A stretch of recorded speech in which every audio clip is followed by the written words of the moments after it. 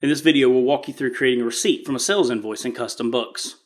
To get started, open the sales invoice, click Generate, and select Cash Receipt. Verify the receipt date, then enter the amount received. Next, choose the account where the funds will be deposited and select the payment method. If you have multi-currency enabled in CustomBooks, navigate to the Currency tab and confirm that the correct currency is selected for the receipt. Once all the details are entered, click Save to post the receipt. The sales invoice will now show as paid.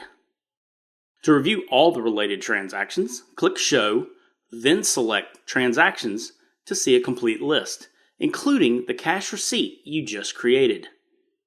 And that's it. You've successfully recorded a payment in CustomBooks. Thank you for watching.